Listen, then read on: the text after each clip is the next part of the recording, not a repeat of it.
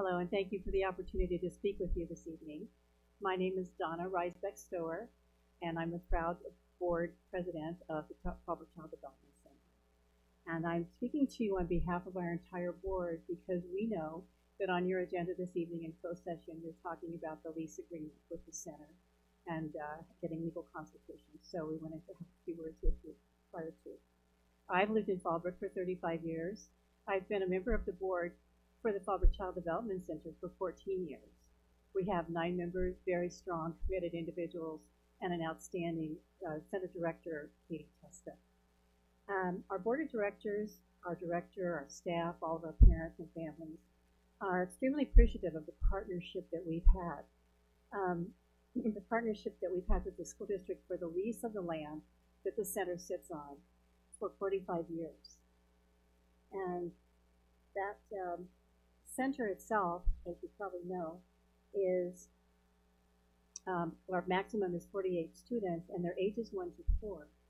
And it is funded, the whole center is funded by state and federal funding. And so what happens is that sometimes those funds aren't exactly what we'd hoped they'd be. And because of the partnership we've had with you, we've been able to keep the center functioning.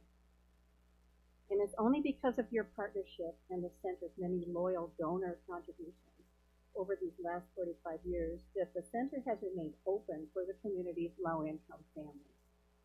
Prior to and during the pandemic, many child care centers and preschools were forced to close because the funding can be so fluctuating from the state and federal government during many years and many times. And it's thanking to you that we've actually been able to survive all that and the partnership we've had with you for the lease of the land.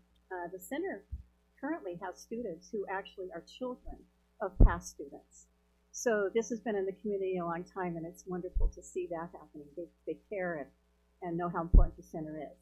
And the graduates of the center actually work in the community, and some of them in your own school district. The curriculum for the center is based on developing cognitive abilities in literacy, math, science, social sciences, and of course, working with performing arts, and also the very important social emotional development for the children. The students attend school year-round, and the program schedule is from 6:30 a.m. to 5:30 p.m. or 5 p.m. Excuse me. This kind of a schedule allows the parents to work and go to college or other training programs while having a safe and productive learning environment for their children. We know you have serious decisions to make regarding all district facilities and this particular lease. We have detailed information to share with you regarding the children who are served, our curriculum, and future plans when that's needed. And we are optimistic that you will see the value of the center and find a legal and appropriate means for continuing this partnership and extending our lease or creating a new one for a low fee and long term. Thank you for every consideration as we go forward with this important decision making.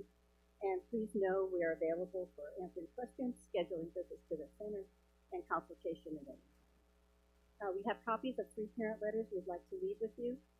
We believe they demonstrate some of the impact this important center has made on the lives of children and families in our community. I'm over.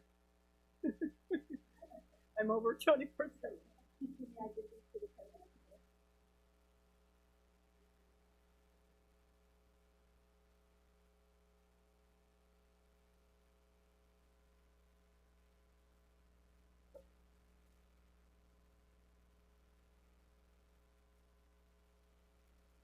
Do you have any other speakers, Trustee Moran?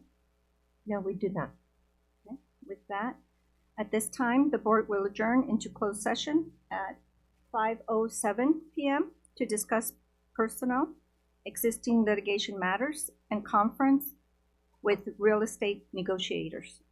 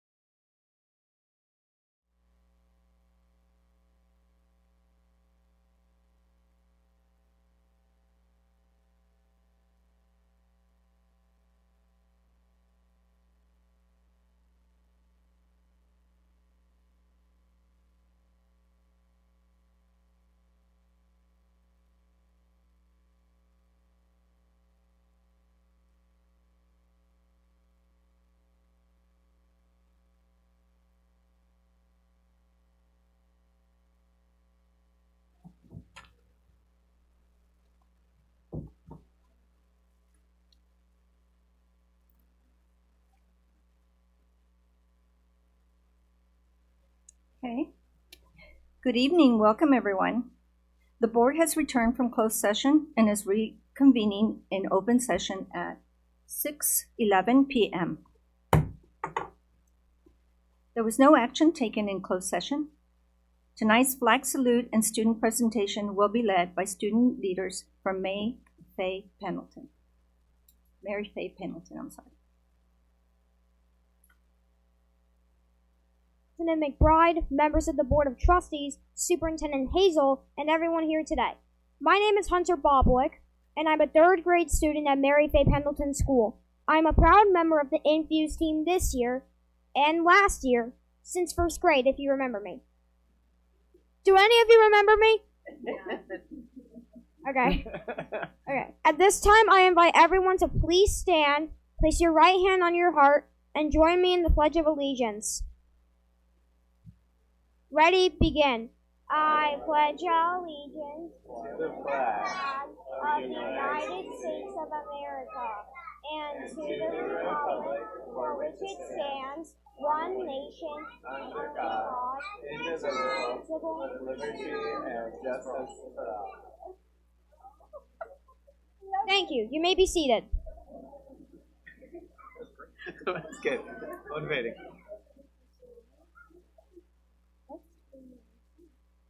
The more that you read, the more things you will know. The more that you learn, the more places you'll go.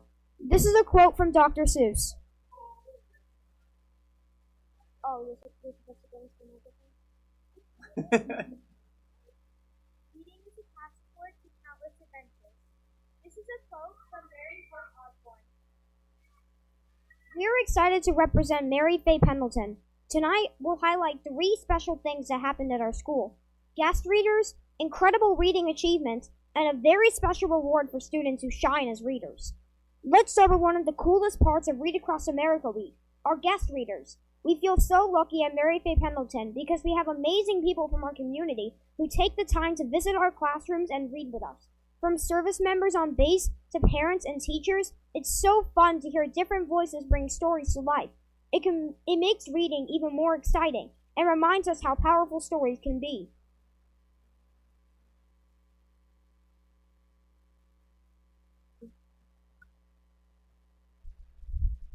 Good evening. My name is Antonia, and I'm thrilled to tell you about something huge happening at Mary Faye on Beanstack. Beanstack is a fun website where I can track all the books I read, earn badges, and for completing reading challenges. It's like a reading log, but cooler. Students can join different challenges and set reading goals and see how they're doing. There are lots of fun themes and rewards. It makes reading feel like a game. Here's the most amazing part. Our school has logged over 1 million minutes on our reading program called Beanstack. Yes, you heard that right, over 1 million minutes. Every student has worked so hard to reach this milestone. It shows how much we love books, reading, and this program tracks our reading progress and encourages us to set goals, challenge ourselves. We couldn't be more proud of our school's commitment to literacy. Personally, I've logged over 5,000 minutes.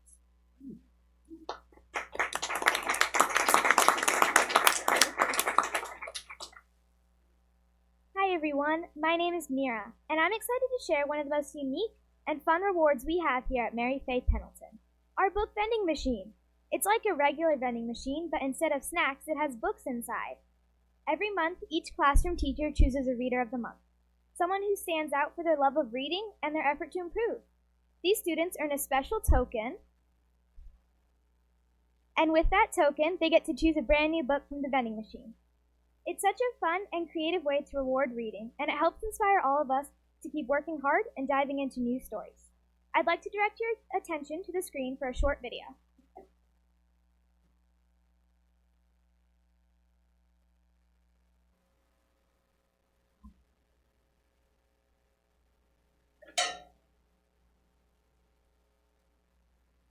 One book, coming right up. Now join your book. Keep up the good work.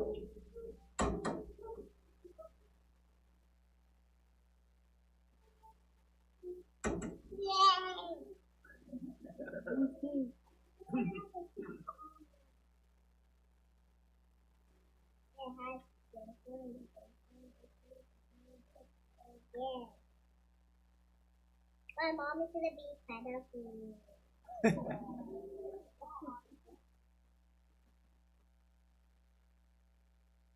It is important to note that the fancy book vending machine was donated to Mary Faye Pendleton by the National Electrical Contractors Association, or NECA. Thanks a lot, electricians!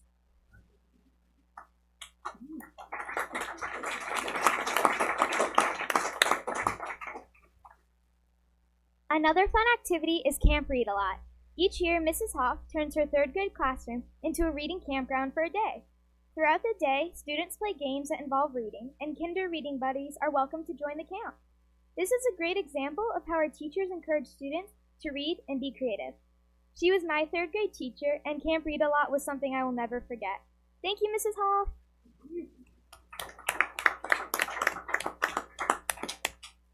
At Mary Faye Pendleton, celebrating Read Across America means opening doors to imagination, knowledge, and success. Tonight we highlighted guest readers 1 million minutes on Beanstack, and the book vending machines, and Camp Read a Lot. Please enjoy a short video including images from around the district.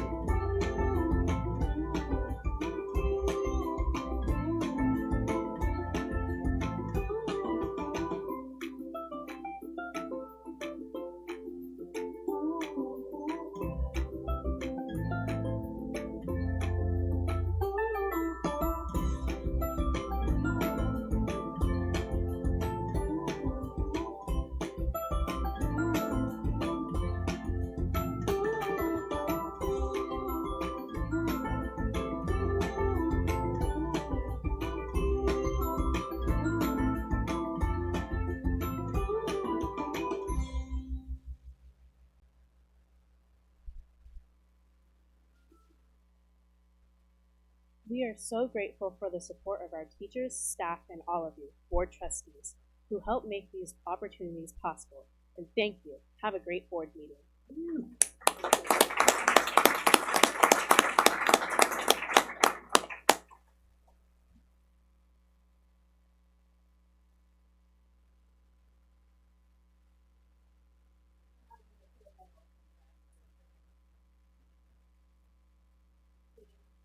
I definitely do recognize you.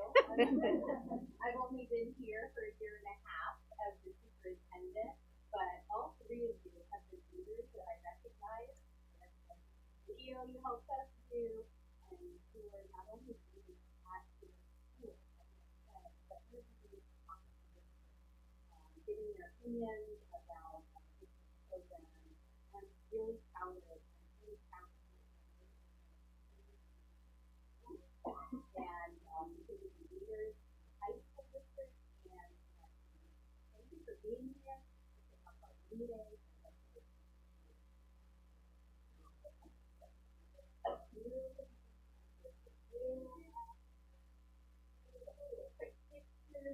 Let's give them a round of applause.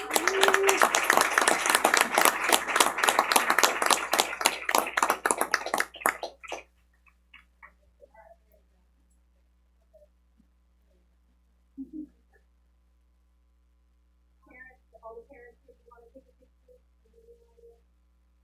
feel free to come on up with your cell phone. There you go. He wasn't going to let me say that to your dad.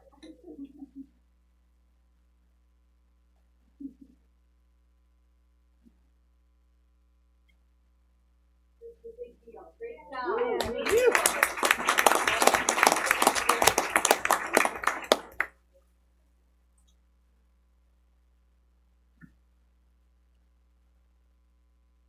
Thank you, parents, for coming out on a spring day, for bringing them here to kick off with our club.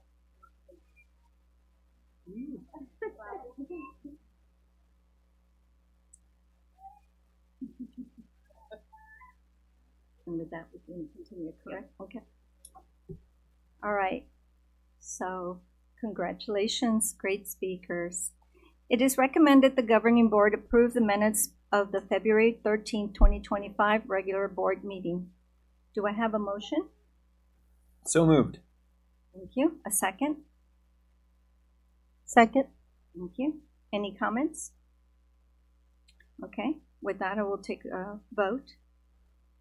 Trustee Goldbeck? Aye. Trustee Favela? Aye. Trustee Moran? Aye. And I also vote aye. And so the motion passes. Okay, so next, Dr. Paul, do you have a report to share with us today? Evening. Yeah, I have one update to share. The Community Plans and Liaison Office asked me to provide one update. That office is working with the superintendent and her staff to craft an agreement document that captures fueling operations aboard the base for the transportation department. They wanted to thank the superintendent and her staff for helping them craft that document, and also to share that their vision is that the practices of the past will be those that are contained within the document going forward, so there shouldn't be any surprises, and they're thinking in a couple weeks they should be done with the draft for review. But anyways, they just want to extend their gratitude to you and your staff for helping them put that together. So that was my update for this evening. Thank you. Thank you very much. Okay, now for reports from the board. Trustee Goldbeck? I do not have a report this time. Okay, Trustee Favela? Well, I'd like to say good evening, buenas tardes, Anik and Masani, y bienvenidos para mi escuela. I do have a few things to report. I was able to attend the 78 Honor Band concert that was held in San Marcos High School on February 15th. It was pretty extraordinary. This was students that were selected from junior high schools, middle schools from around North County, and high schools as well. They had a chance to, it was remarkable. They met on a Thursday evening for the first time, all the band students, and then they had Friday all day to practice, and that was during the President's Day weekend, and then they performed on Saturday, and it was very remarkable. The conductor, or the director of the program was really new his stuff, so it was really great to see be part of this. I want to recognize Micah Clemens, Brooke Mobley, and Itzel Favela, who participated in that special event. So congratulations to those three. And then yesterday I had a chance to attend the PTA Awards Night at Potter Junior High, where students were acknowledged for various achievements, including reclassification, achieving a GPA higher than a 3.7 and 4.0 as well for the trimester. It was great to see the auditorium packed with parents. Another great event organized by the PTA, so congratulations to all. And then finally, I attended the Trimester 2 Awards event this morning at May Ellis. Again, so we're at that point where our schools are recognizing achievement. They recognize outstanding citizenship and academic achievement as well. So congrats to all. I have nothing to report. Thank you. And I also have nothing to report at this time, so Superintendent Hazel, please share your report.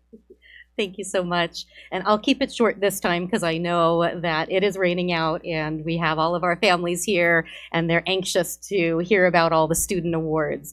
But I do want to share with you that this Monday we had an opportunity to hold our district instructional leadership team meeting, and that was at Potter in the Bauer Auditorium. And we had over 100 teacher leaders that were at this meeting, counselors, assistant principals, and principals that gathered together to review our most recent STAR reading and math district assessments.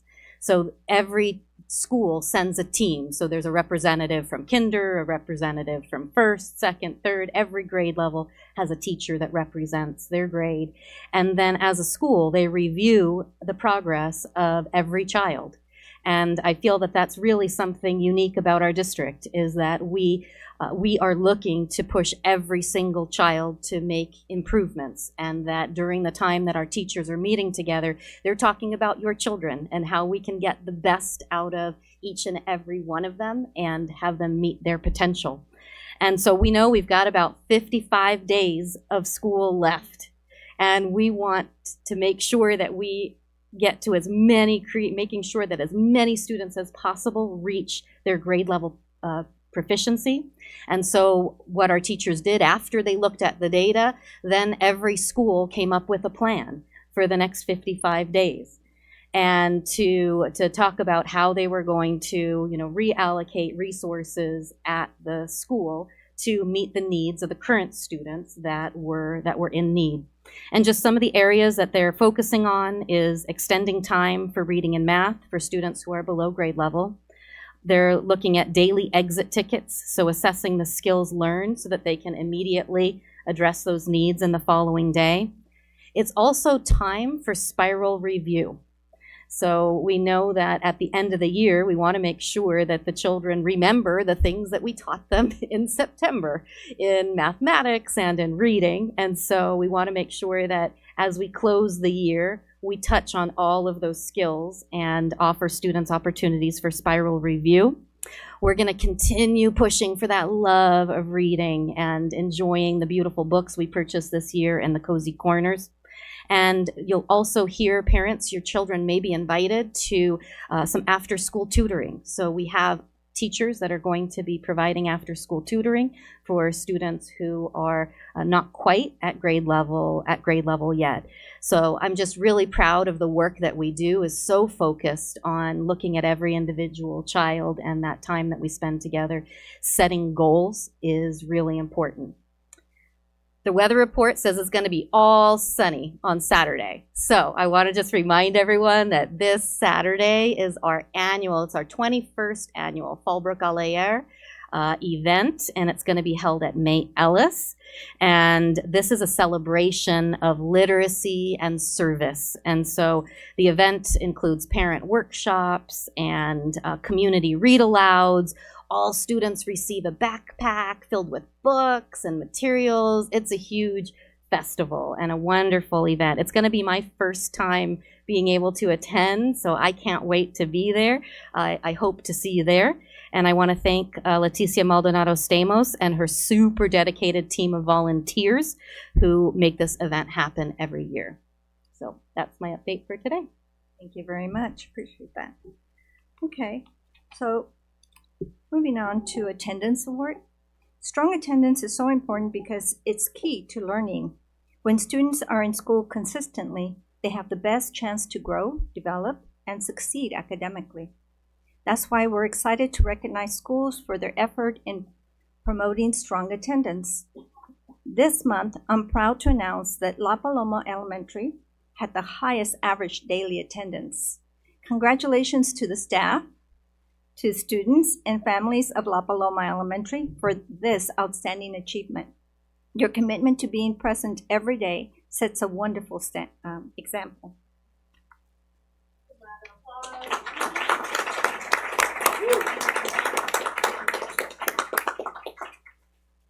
Ms. Murray is our assistant principal from La Paloma. I was just at La Paloma today, and I love they've got a notice. We can't support our students unless they're there every day, and so they do an amazing job of encouraging attendance and supporting our families, setting lots of goals for our students. So thank you. I know that's a big part of the work that you lead with the principal and the whole team there. So well done, La Paloma. Thank you.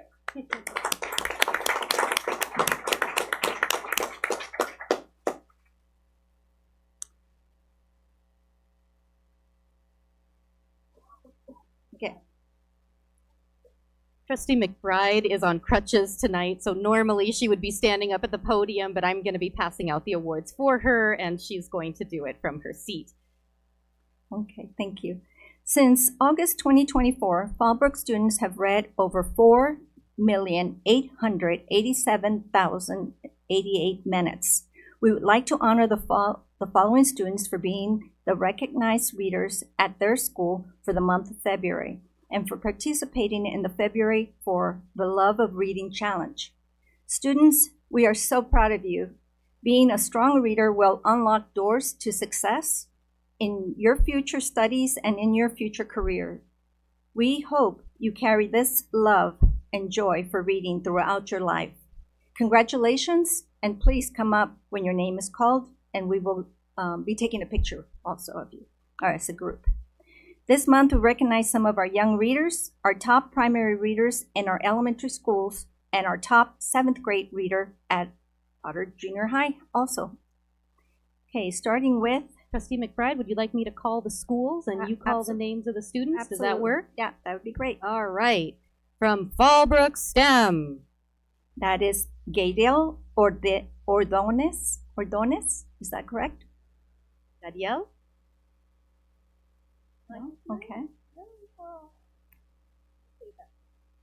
Okay, from La Paloma. Misha Simpson. Misha Simpson, please come on up. Let's give her a round of applause.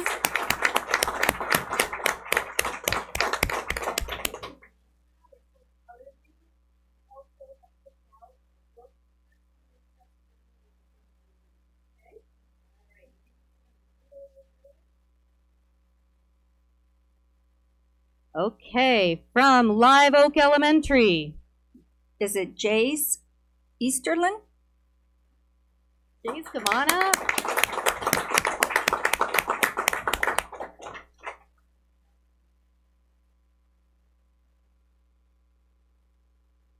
From May Ellis. Tomás Rosales.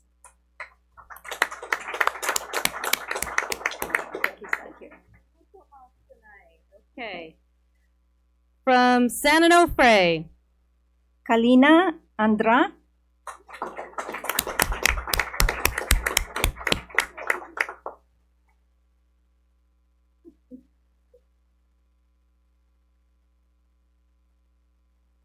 From William H. Frazier.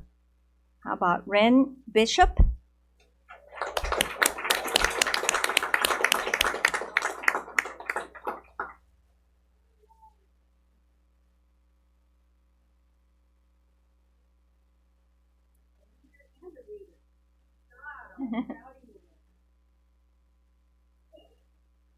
From Mary Faye Pendleton. Haley Carlton.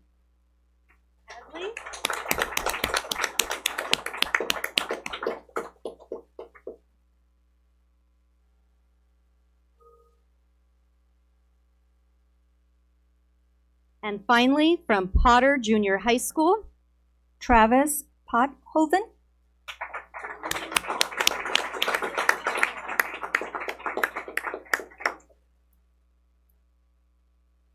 All right, for all of our readers, this is something we hope that you love the book that we shared with you. We also hope you continue reading all the way until you're an adult like us, because reading is an absolute gift.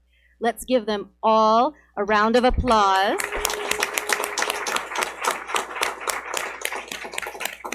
I'm going to ask our trustees to please rise and take a photo with the group. And parents, we're going to take plenty of time for you to stand up, grab a photo, so take your time.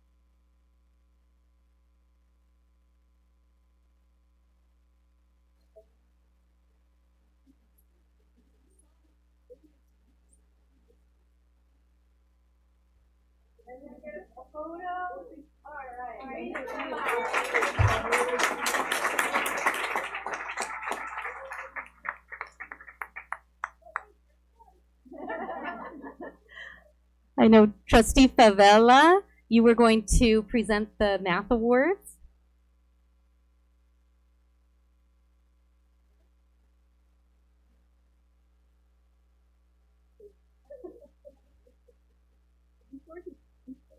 Before he does that, I would like to also honor La Paloma Elementary for having the highest participation rate across the district, with 74.4 of their students logged in and tracking minutes.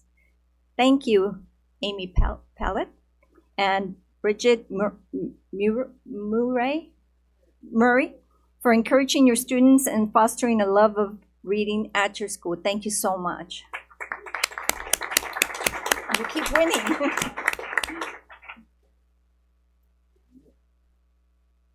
Potter students are dedicated to improving their math achievement, and the school board is proud to celebrate their hard work. Each student is committing 90 extra minutes per week to strengthening their math skills with IXL Math, an interactive program that adapts to individual needs and provides immediate feedback. In just a few weeks, teachers have already seen increased participation, confidence, and enthusiasm for math. This month, we recognize Juan Tomas, Michael Barrientos, Sean Lopez, Leo Canseco, Arlene Garcia, and Spencer Buford for achieving the highest proficiency in 7th and 8th grade on IXL and outstanding achievement.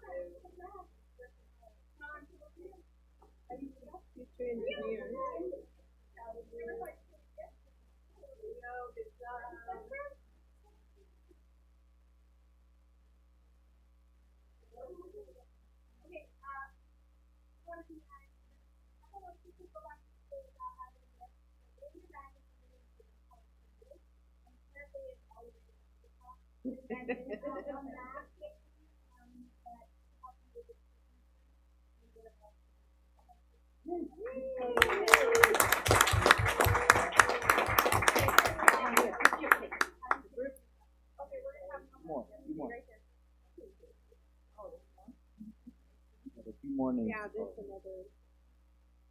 We're also celebrating Sophia Westland, Johnny Figueroa, Adam Andrade, Connor Cotterman, Clarissa Albion, Kaya Samples, and Anna Dixon from Mary Faye Pendleton and San Onofre School for their top performance on the latest STAR Math assessment.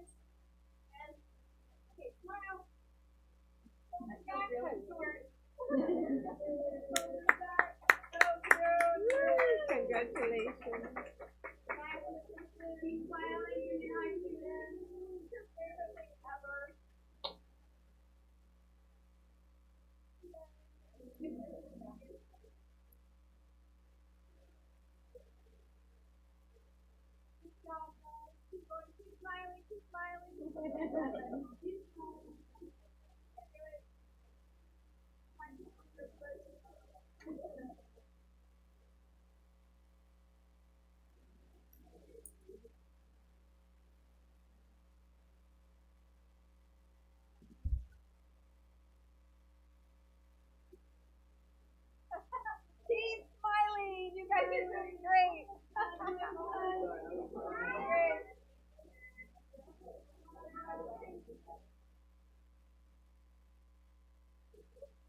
All right, you guys are doing awesome.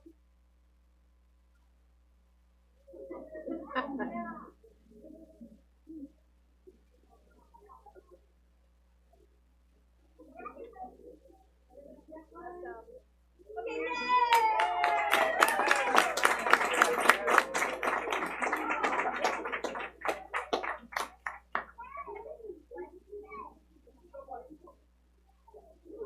Parents, thank you for supporting your children's achievements in mathematics. We know in San Diego, being a mathematician, an engineer is an amazing career.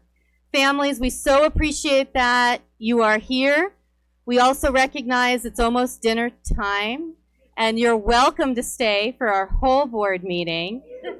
But we also recognize that if you'd like to dismiss now, feel free. Thank you again for being here. We appreciate you. Thank you. Thank you. And thank you very much, parents, for supporting your children.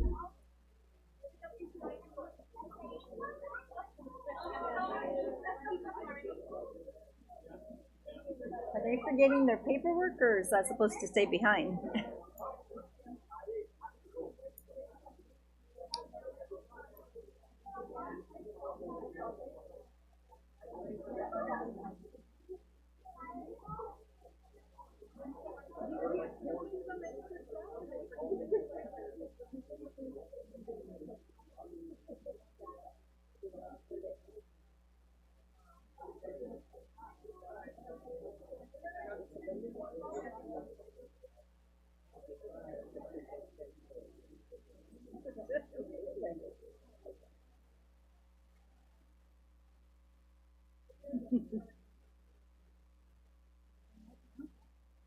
All right. All right. At this time, we will hear public comments related to items on the open session agenda, as well as non-agenda matters within the board's jurisdiction. Speakers are allotted up to 3 minutes each, with a total of 20 minutes for particular item or topic. While the Brown Act allows the board to hear issues within its jurisdiction from the public that are not on the agenda, it only allows the board to respond in a very limited manner, such as providing direction to the staff. If the board were to have more than this type of brief discussion on an item not on the agenda, it could be a violation of the Brown Act's rules for posting the agenda.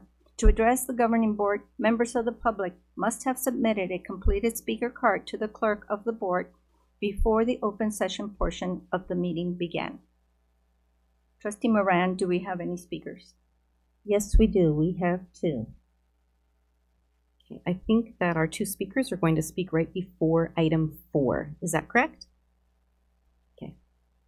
Yes. Okay, so we can move on to item 3. All right. It is recommended that the governing board approve in the second reading the following policies: 3320, 3515, 5113.1, and board bylaws 9240 and 9270. Do I have a motion for this? So moved. Do I have a second?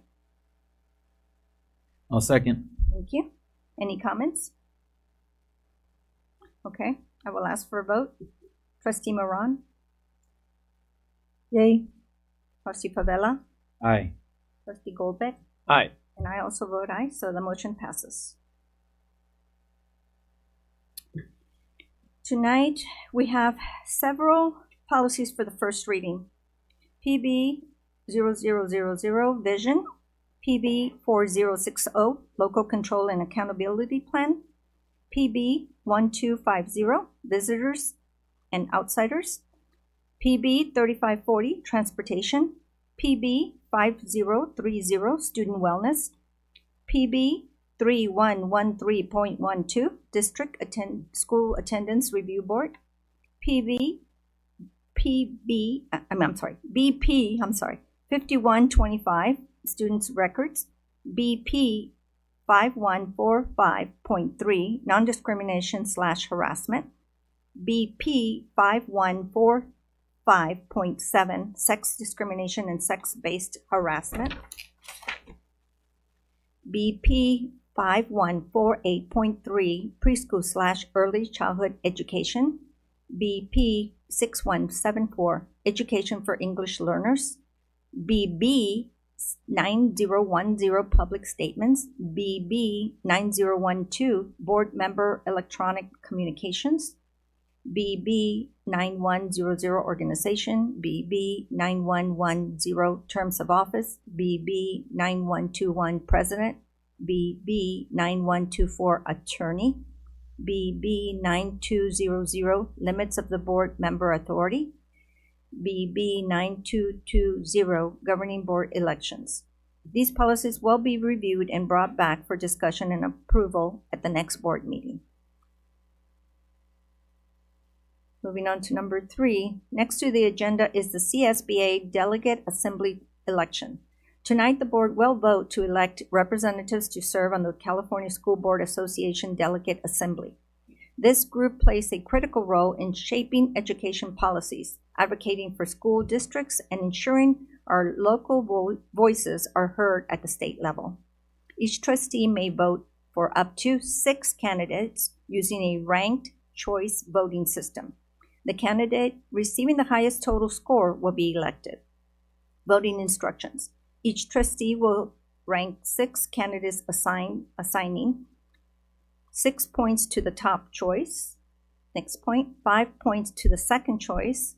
Next, 4 points to the third choice. Next, 3 points to the fourth choice.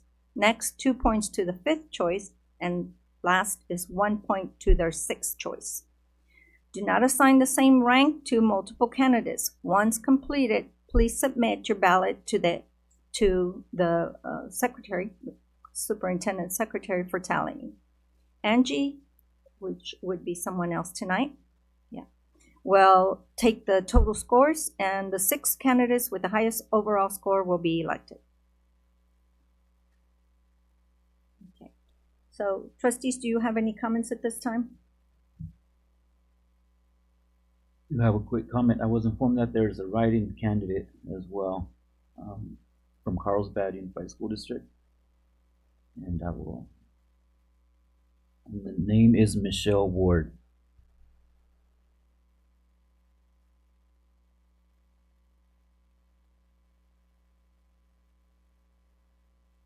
Just found that out today.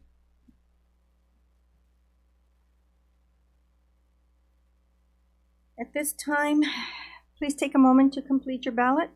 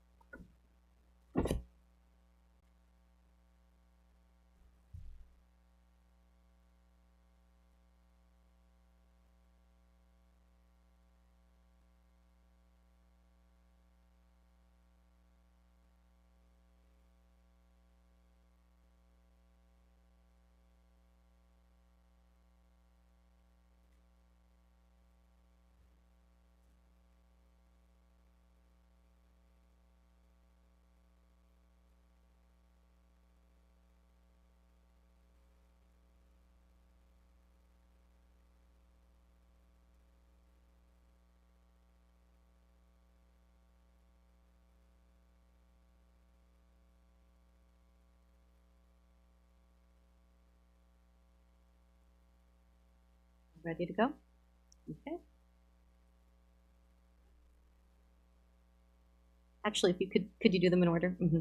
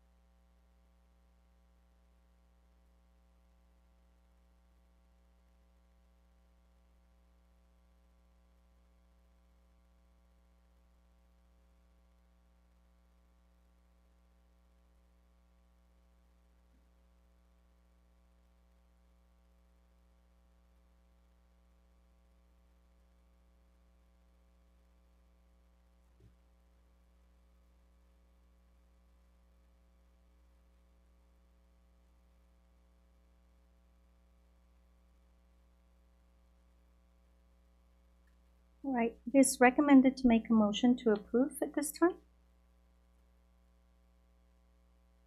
Do I have a motion?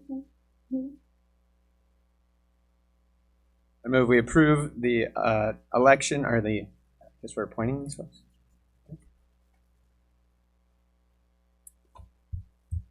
The delegate assembly election candidates. There we go.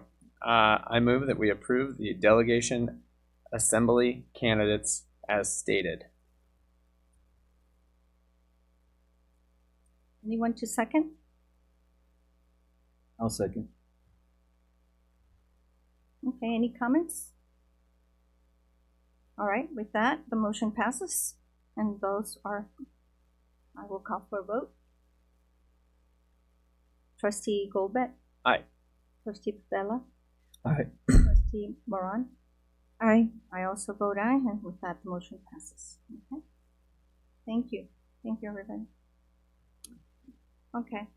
So, next is the resolution 09-2425, recognition of Cesar Chavez Day. We would like to invite student Leslie Acosta to come forward to read the resolution. Whereas Cesar Chavez was a visionary leader who led the first successful farm workers union in American history, and whose organization, United Farm Workers, fought for dignity, respect, humane living conditions, fair wages, and other rights and protections for farm workers. And whereas, through his commitment to nonviolence, the influence of Cesar Chavez extended far beyond agriculture and inspired individuals working to better human rights, empower workers, and advance the American dream, which includes all people of the United States. And whereas, he was also a great humanitarian who influenced and inspired millions of Americans from all walks of life to seek social justice and civil rights for the poor and disenfranchised. And whereas, Cesar Chavez said, real education should consist of drawing the goodness and the best out of our own students. What better book can there be than the Book of Humanity? And whereas, on March 31st, we celebrate the birthday of Cesar Chavez and honor his contributions to workers' rights and social justice, as well as his selfless service to others. And whereas, in 1994, Chavez was posthumously awarded the Presidential Medal of Freedom, the nation's highest civilian honor, and in 2014, President Obama declared March 31st Cesar Chavez Day. And whereas, the Fallbrook Union Elementary School District recognizes the contributions and accomplishments of Cesar Chavez to ensure equality, justice, and dignity for all people of the United States. Now, therefore, be it resolved, the Governing Board of Fallbrook Union Elementary School District, in honor of the life and legacy of Cesar Chavez, does hereby recognize March 31st, 2025 as Cesar Chavez Day. And now, President McBride, I will now hand this back to you. Thank you. Beautiful job. Thank you very much. Do we have any speakers at this time? Yes, we do. First speaker is Leticia Maldonado Stamos.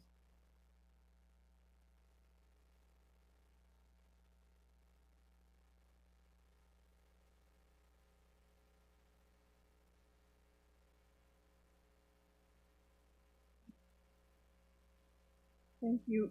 I'm going to ask for a few seconds of extra time, if I may, please. You know, this is particularly emotional for me. And to know that a sixth grade student of mine, my first year of teaching, is her dad. And when he walked in, I thought, what's he doing here? He's not here for me. So thank you for being here. So thank you for the opportunity to speak on behalf of the resolution recognizing Cesar Chavez Day, March 31st. As you know, Fallbrook Alea Reading Family Literacy Project, Cesar Chavez Day of Service and Learning, will be taking place this Saturday.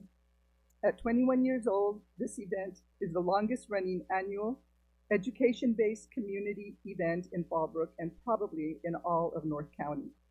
It's a family-oriented, community service-driven, and focused on education event, helping our students and families understand the importance of being literate and appreciating literature, and how they can include reading in their homes and in their daily lives. Fallbrook Alea was organized out of Live Oak Elementary back in 2004 to honor Cesar Chavez over other activities such as cleanup and tree planting, all good things for certain, but we chose Fallbrook Alea Reading because those on that first committee thought it would be a good idea if we added something that families could become committed to and do every day as a family or individually that could help lead to academic achievement and uplifting of entire families.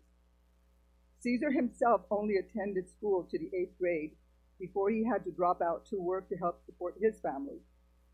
Frankly, he didn't like school because of all of that we know about public education for poor minority children of the 30s and 40s. But he was passionate about education, and he learned to read in English and Spanish. That ability kept him motivated to learn on his own all of the things that he was curious about as a youngster: music, art, nature, comic books, machines, and all of the subjects that would make him the great leader he was to become as an adult: history, business, United States Constitution, labor law, human rights, and how to organize his community. A resolution to recognize my uncle's birthday here in Fallbrook, where we have a large number of men, women, and children who keep this community going every day through their hard labor in the agricultural orchards, groves, fields, and hothouses, is a testament to their contributions to this community. It's also a testament to all of the people who stand up and speak up against injustice whenever they see it. And it speaks to what we as a community can achieve when we look at our work as an embodiment of the good that we can do for other human beings. Bringing forth and passing this resolution is an act of inspiration, validation, and motivation for all of our students and their families. Thank you for recognizing the work of visionaries as you yourself work to be visionaries and show us all how to do the same. Si se puede, que viva Cesar Chavez.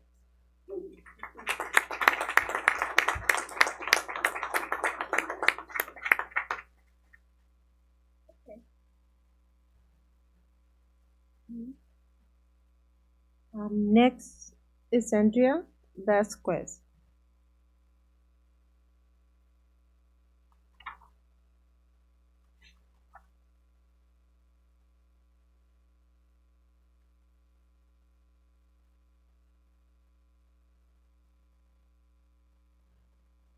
Hi all. Good afternoon. My name is Andrea, and I work with the United Farm Workers. I come before you today, along with the farm workers, part of the Farm Worker Committee here in Fallbrook, to ask you all to recognize March 31st as Cesar Chavez Day in memory of our co-founder and farm worker leader, Cesar Chavez. Fallbrook is known to many as the avocado capital of the world. It is known for the groves and nurseries that bring beauty to this community, and with that comes labor, and those who tend to the land. As we explore and advocate for the farm workers in this community, we also acknowledge and recognize the importance of being present in community gatherings and board meetings like today that highlight the history and the struggles and the resilience of our community.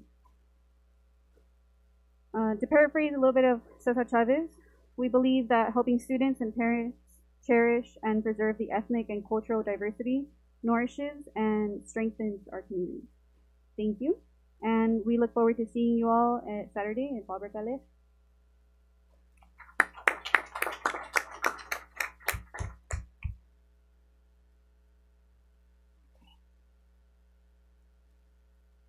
It is recommended the Governing Board adopt Resolution 09-2425, designating March 31st, 2025 as Cesar Chavez Day. Do I have a motion? I'll motion to approve. Okay, a second? I second. Do we have discussion? I would just like to say I appreciate being the board putting this forward. It's long overdue. I feel very honored to be able to be a part of the board that will pass this resolution. I have one thing to add. Just if people haven't looked up Dolores Huerta, Cesar Chavez's partner in the founding of this movement, she is an incredibly inspiring woman leader that I encourage folks to look into. Her story is inspirational. Okay, thank you. So with that, I will call for a vote. So, Trustee Colbeck? Aye. Trustee Favela? Aye. Trustee Moran? Aye. And I also vote aye, so the motion passes.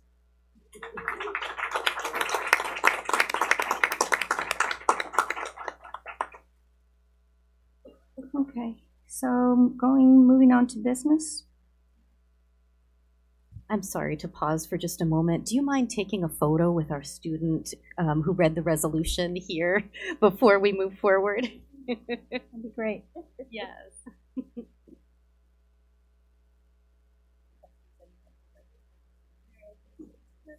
Don't worry. This will happen right here in the middle. Oh, yeah, that's a little bit. Yeah, right. Here we go. Okay. And I'll sit here. How's that?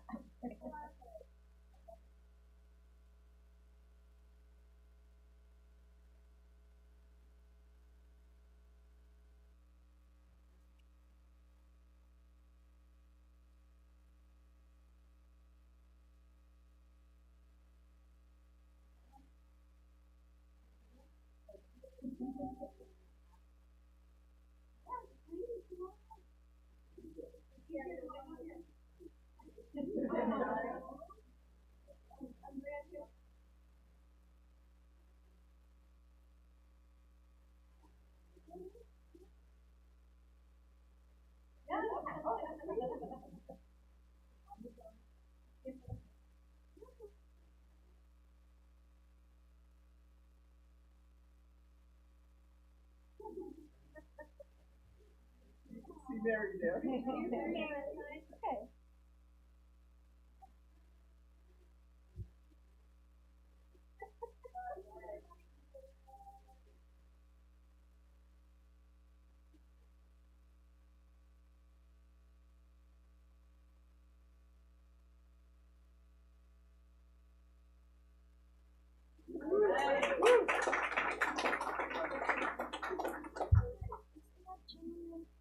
Oh, he's the principal.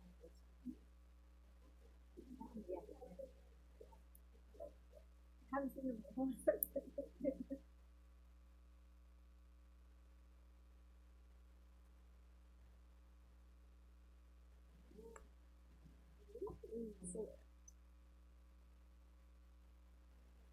Yes, we do. Okay, so with that, I want to thank the talented students and everyone to participate. So moving on to business services, Mr. Robert Trotter, Director of Transportation, will present the Transportation Services Plan for 24-25 and 25-26. It is, go ahead. Sorry, go ahead. Good evening, Governing Board. My name is Robert Trotter. I'm the Director of Transportation.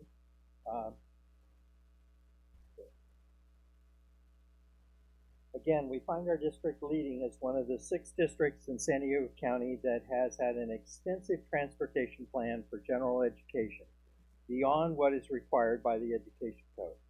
While FUESD has a long-standing history providing general transportation, a plan needed to be prepared and written in this format and taken to the governing board before April 1st, so that we as a district can access reimbursement for the service we provide. The plan required an explanation of transportation services as we plan to provide them for this year and next year. For other districts, they are adding services to qualify reimbursement. We already do. It, however, just needs the plan. So while the plan is broken into 4 parts, I will be sharing with you an overview of the plan, beginning with our why. Moving to our general description, sharing how our plan supports accessibility for students, and then sharing some highlights regarding who is on the bus. Okay. As you may know, Fallbrook Union Elementary School District boundaries cover 257 square miles spanning east of the 15 to the 5 freeway, touching both Riverside and Orange County.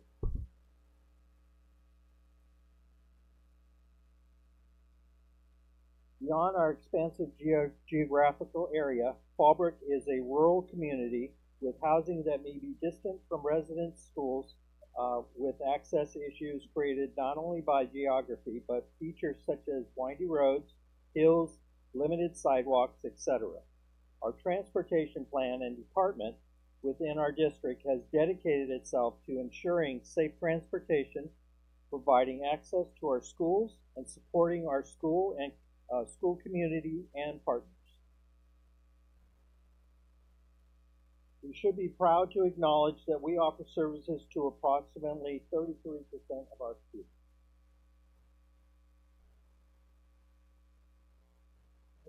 It is important to note that throughout the plan, we prefer to qualify TK through 8 students, general transportation for any student who lives outside of 1.5-mile radius. We use the term layered services because beyond our general services, we also provide specialized services to students who may require more specialized transportation due to individualized education plans, or for students who participate in specialized programs.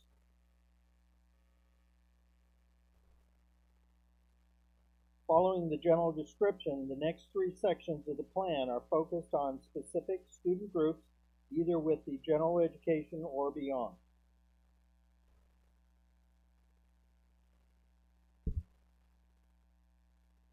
Okay, the majority of our students with disabilities access general transportation along with students who are considered low income or fall in the unduplicated group. In addition, we offer more specialized transportation based on students' IEPs, needs, or coordination with partnering school districts in response to homelessness.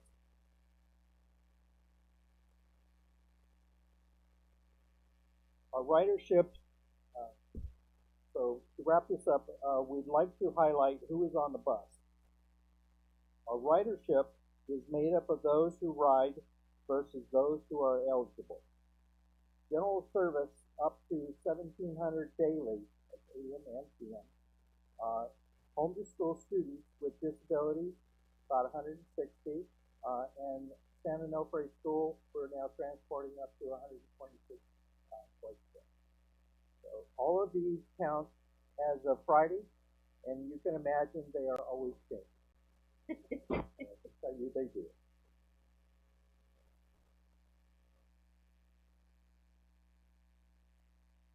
So what does this mean for 2024 through 2026? We will continue our commitment by gathering input, providing additional transportation options, beyond home to school. It also means that as our services are currently robust, we are not anticipating any major changes to our plan. Continue carrying out the great work that we do in FUESD. Great work that we're doing in Fallbrook Union Elementary School District. Our transportation department will continue to replace buses as needed and maintain our fleet. Work on our infrastructure to help reduce the carbon footprint. Train and hire new drivers to support our current transportation demands district-wide and communicate with our community. And thank you.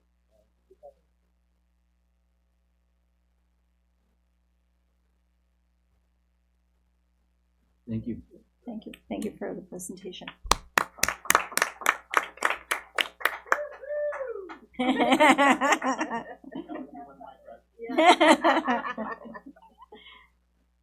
Okay, with that, it is recommended the governing board approve the transportation services plan for 24-25 and 25-26. Do I have a motion? You have a motion. Thank you. A second? I second. Thank you. Any comments? Any discussion on this? No? Okay, I will call for a vote. Trustee Goldbeck? Aye. Trustee Favela? Aye. Trustee Moran? Aye. And I also vote aye, so the motion passes.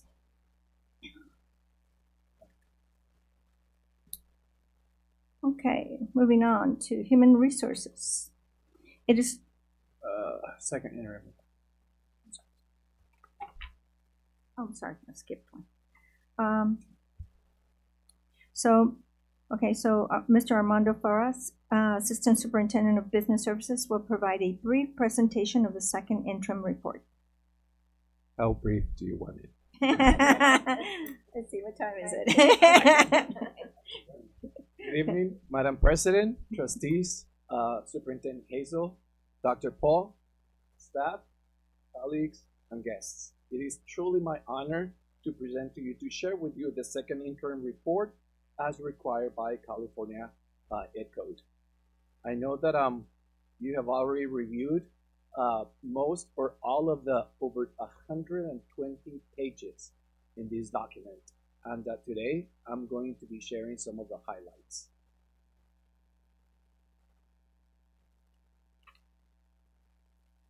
Before I go into the highlights, I would like to go over a very short timeline as to what has happened and what will come in the near future.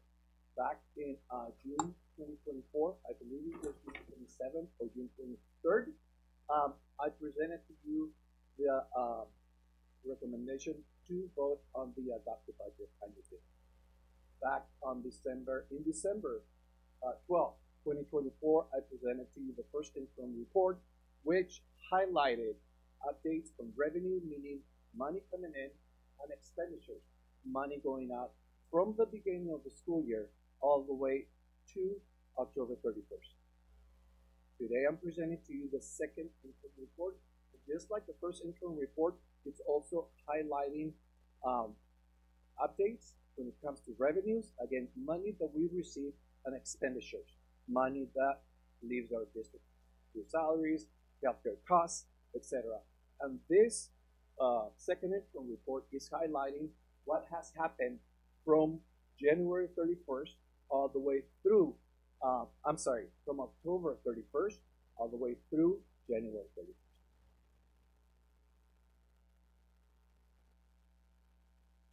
What is the second interim report? School districts are required to report their financial status to their governing board, the County Office of Education, and the California Department of Education. The second of these reports is the second interim report. And the second interim report, just like I said it, reflects expenditures and revenues through January 31st. And school districts are required to self-certify as positive, qualified, or negative. I'm super ecstatic to one more time share with you that we're certifying ourselves in a positive way. What does that mean? That means that we will be able to meet our financial responsibilities for this year and 2 years out.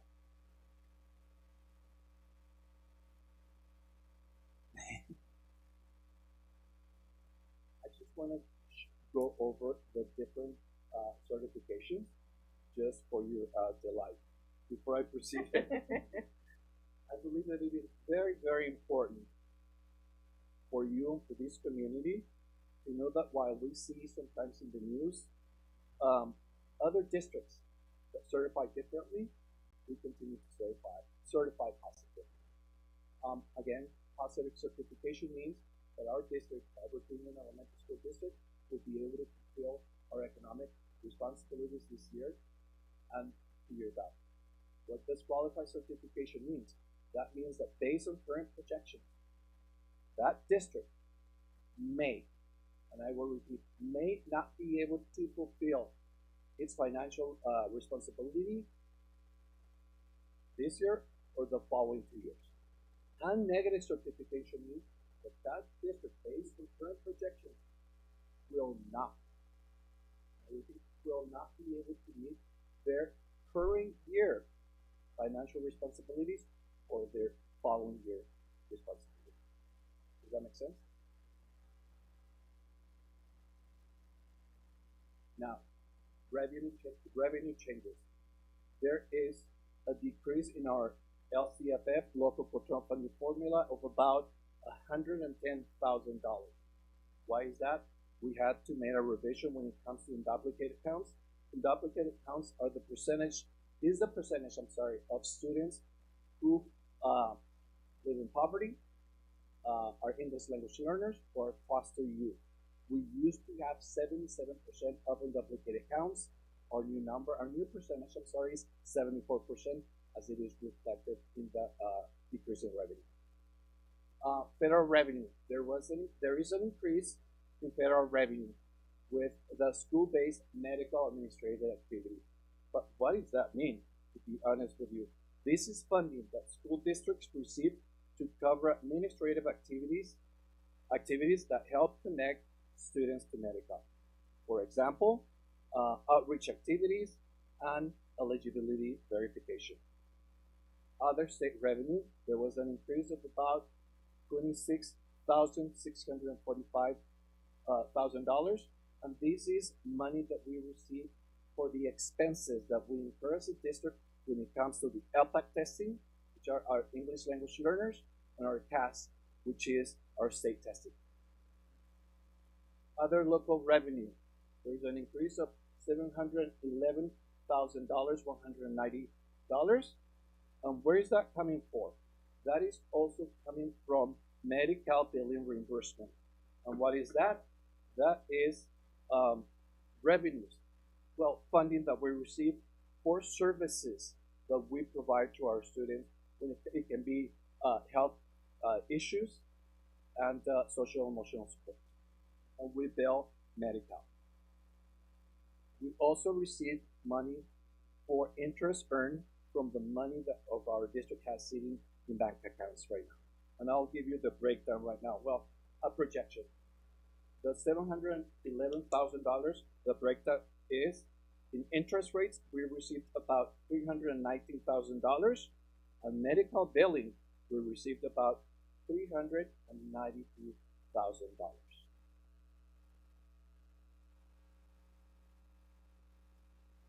When it comes to expenditures, certificate salaries.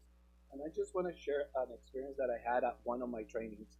There was this CBO who was very, very experienced, and she stated, many times CBOs and school districts love to hold the money and not spend. And I thought, oh, that's a good thing. And she said, but I totally disagree, because we receive the money to ensure that we provide a condition for every single one of us. So we receive it, and although we have to be fiscally responsible, we have to spend it, because we want to see every single one of our kids succeed. So, for that reason, our salaries increase. Why? Because we are, Superintendent Hazel is leading transformational educational system in our district. That includes work that has to do with PLCs. What are PLCs? Professional learning communities. Through ILTs, instructional leadership teams that leverage the work within the school sites. Additionally, that money also came from the Learning Recovery Emergency Fund. Okay? So all of the money that has increased has come from that block of money. Classified salaries. We had allocated a budget to the custodial fund that was based on years and years. And we acknowledged and we noted that we needed to add an additional funding, and we did through the way of $120,000. Employee benefits. It's an increase of almost $90,000, and that has to do with the employee benefits when it comes to the certificated salaries and the classified salaries. If we increase people, we're going to incur into healthcare costs. When it comes to books and supplies, there is an increase of about $843,000, and this includes expenditures that we're projecting for summer major maintenance projects. Again, although we're in a deficit spending here in our district, we cannot afford not to invest in our facilities. Not only because we want to keep them beautiful, but we want to make sure that they're safe, not only for our kids, for our staff and our community. And that money will also buy library books for our kids, and we're providing cozy places for them to live. Services, there is an increase of about $681,000, and this is to cover the costs of multiple schools that we have that we cannot provide the services that they need. These are students who are deaf or hard of hearing, and they attend schools in Escondido.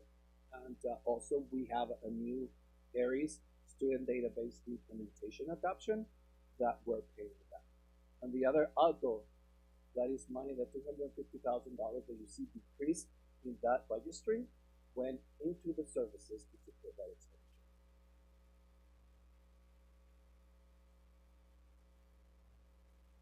I like to add this graph as well, just to make sure that when you see the 124 pages document, and I talked to you before you here, it showcases everything that I've spoken pretty much. It's right here. Okay? We have the adapted budget. We have the first imprint, the second imprint, projected year totals, and actuals, which is the amount of money that we have already spent. In school districts our size, we are required to maintain a reserve for economic uncertainties. This district, the minimum that we must maintain is 3%. That amounts to $3,237,900. Additionally, with the power of careful strategic planning, we have an additional chunk of money in reserve. So this is above and beyond the 3% of the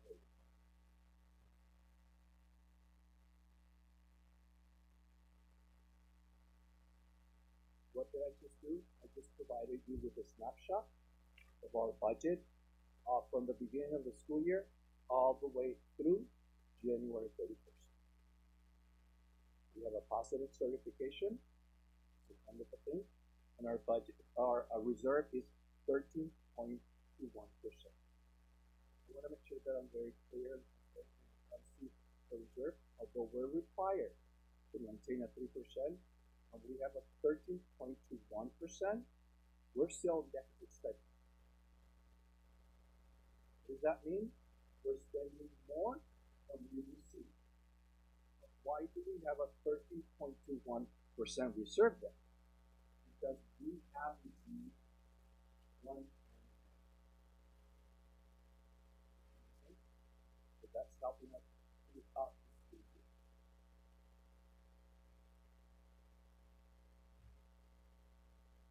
What are the next steps? We continue monitoring the status of our budget. course, the money, the budget numbers will go down. We continue to pay our expenses. We continue to pay in expenses. As mentioned at the last board meeting, there is disagreement between the legislative analyst office and the governing office when it comes to numbers, shortfalls, and more. The legislative analyst office is nonpartisan and looks at the numbers more holistically, which I really connect with. We will continue to keep a keen eye on the recommendations from the LAO for multiple reasons. They're conservative, they are more accurate when it comes to numbers and recommended solutions. What are the next steps here? Through the Department of Educational Services led by Ms. Dr. Bustani, we will continue with LCAP input meetings.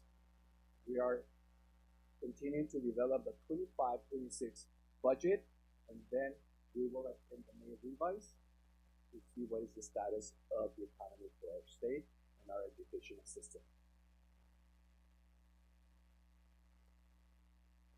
Last, I want to thank my amazing team, especially my Director of Fiscal Services, who's my right hand, my left hand. She's a very smart and very supportive person that I really appreciate. I want to thank Sheila, the accounting department, and of course, all of you for the support and your trust in me to do this work that I am just very passionate about. Any questions? Go ahead, sir. Hey, so maintenance comes out of supplies. I call it materials and supplies, okay? And that is just a place where we park the money to be able to spend it when it comes to that. So maintenance and supplies is exceeding, well, books are a big part of that. Can you break down books versus maintenance and supplies? Can you repeat the question again, please? In the books and supplies, we went over by 843 from the projected budget, $843,660. Do we know the difference between books and supplies there? Well, do you want the breakdown?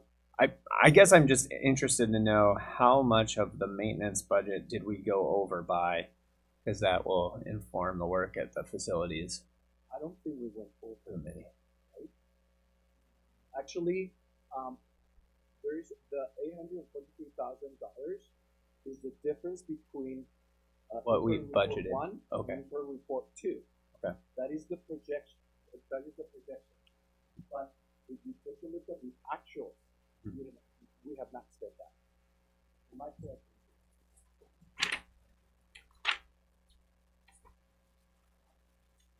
Any other comments, questions? I feel compelled to explain it again. Just to go back. Yeah. The $843,000 doesn't mean that we went over that budget. That means that we're planning these expenditures. And that changed from interim 1 to interim 2. So we had to increase the budget from interim 2. But when it comes to the actuals, we have not spent $843,000. Roger. Way lower than that. Roger. So the board approved operating budget was $8,559,000, and then the projected year totals is $9,403,000. So that's where that overage is coming from. Correct. And so I'm just curious to know how much of that $843,000 is additional maintenance spend than what we anticipated. I don't have the breakdown with me, but I could definitely send it to you. Awesome. Yeah. Because as buildings get older, they get more expensive to maintain. So if this is going to be a continuing surprise, it'd be valuable to know. We are planning on spending, I believe, around $800,000 on projects this summer. This summer, yes. Roger. Okay, wonderful. Thank you. Any other questions? Just say thank you. I know that arriving to positive certification isn't taken lightly. So, I'm glad to see that. Thank you for that. Thank you very much for that comment, and we want to keep it that way. Yeah. Thank you for all that you all do. Thank you both and your team doing a great job.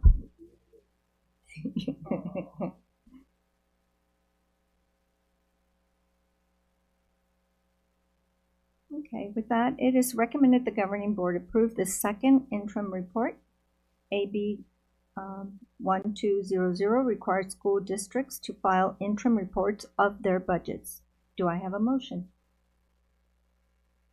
A motion to approve. Second? I second. Any comments? I will then call for the vote. Trustee Moran? Aye. Trustee Favela? Aye. Trustee Goldbeck? Aye. And I also vote aye. With that, the motion passes. Next, we're going to Human Resources. It is recommended the governing board approve the limited one-time stipend to employees who provide early notice of their intent to retire with an effective date no later than June the 30th, 2025. Do I have a motion? So moved. Thank you. A second? Second. Any comments on this? Any discussion? No? Okay, with that, I will call for a vote. Trustee Moran? Aye. Trustee Favela? Aye. Trustee Goldbeck? Aye. And I vote aye also, and with that, the motion passes. Next is Educational Services, Information Workshop and Conference Attendance. We are pleased to support our teachers and staff to continue their professional learning as they participate in conferences, enabling them to perform their duties and remain up to date on new policies and procedures impacting their roles. Next is the consent agenda. It is recommended the governing board approve the consent agenda as presented.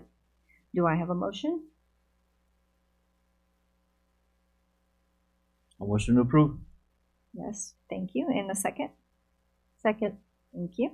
Any discussion? No? I will call for the vote. Trustee Goldbeck? Aye. Trustee Favela? Aye. Trustee Moran? Aye. And I also vote aye. With that, that motion passes. And with that, we come to adjournment. So this meeting is adjourned at 7:40. We're good? Everybody good? Oh, okay, thanks. 43, 7:43. Thank you.